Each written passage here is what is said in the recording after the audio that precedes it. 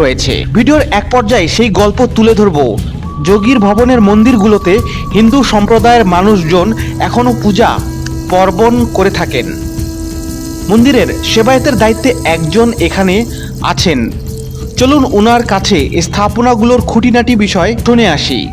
তিনি এই জায়গাটি সম্পর্কে পূর্ণাঙ্গ জ্ঞান রাখেন। তো আপনার নামটা? আমার নাম বাদল মোহন্ত।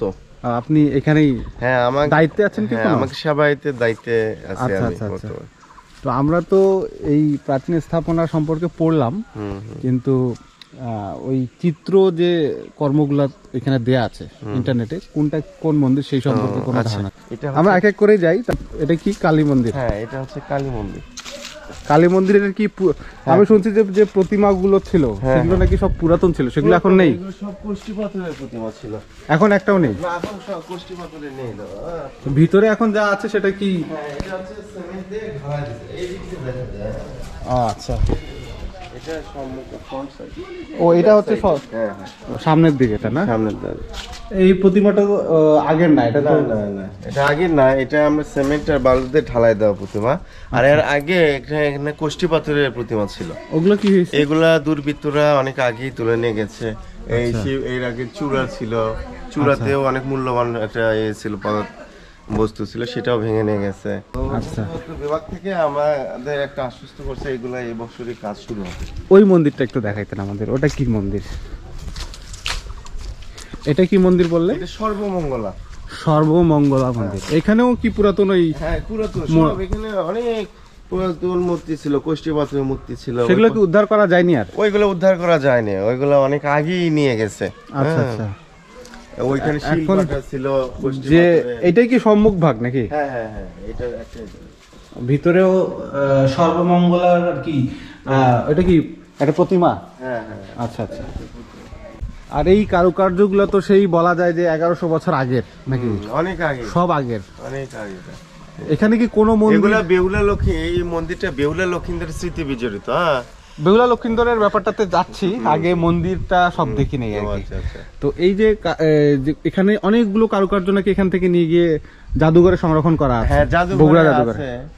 আপনার এগুলোর নকশা কিছু জাদুঘরে আছে, এখানকার প্রাচীন মূর্তি যেগুলো সেগুলো জাদুঘরে রাখা আছে। আচ্ছা আচ্ছা। হ্যাঁ, উপরের যে এই ভাঙা অংশগুলো, এগুলো আর মেরামত করা হবে না? এটা সব মেরামত হবে। প্রত্যেকতে ম্যাডাম আমাদের আসছিল মস্তান থেকে, আচ্ছা। এসে এগুলো দেখে গেছে।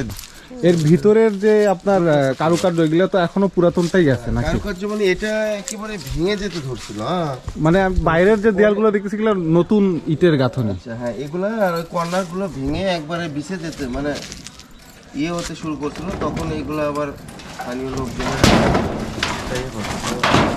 এদিক দিয়ে আসেন দাদা। আচ্ছা আসেন।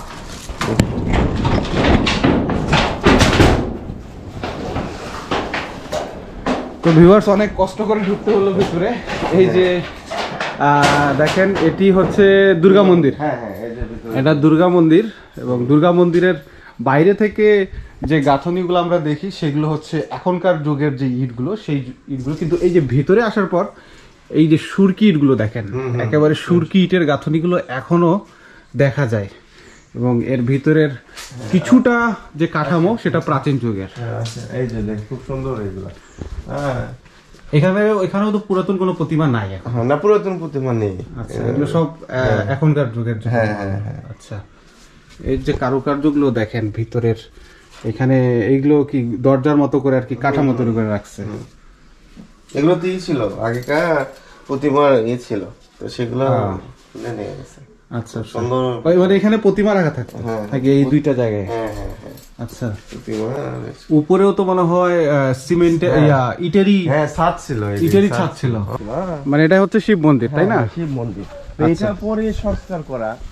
আচ্ছা আচ্ছা। এটাও ওইরকম কারুকার্যপূর্ণ ছিল, কিন্তু এটা ভেঙে যেতে ধরছিল। তখন এগুলো আবার সংস্কার মানে উপরে একবার প্লাস্টার করে, হ্যাঁ, নাহলে এটাও ধ্বংস হয়ে যেত। এই যে সিমেন্টের গাঁথনি, এগুলো তো বোঝাই যাচ্ছে যে এটা এখনকার যুগের আর কি। মানে এর যে আকৃতিটা এরকমই ছিল নাকি? হ্যাঁ, এইরকমই ছিল, আকৃতি এরকম ছিল। হ্যাঁ, সুরকি ইট ছিল। সুরকির ছিল। তারপরে তারপরে সুরকিরও আছে, এখনো দেখা যায়, এই করে যায়। ভিতরে এই যে সুরকি ইট দেখা যাচ্ছে, এগুলো তো মনে হয় আগের। হ্যাঁ, আগেকার। এগুলো আগেকার। হ্যাঁ, সুরকির। আচ্ছা।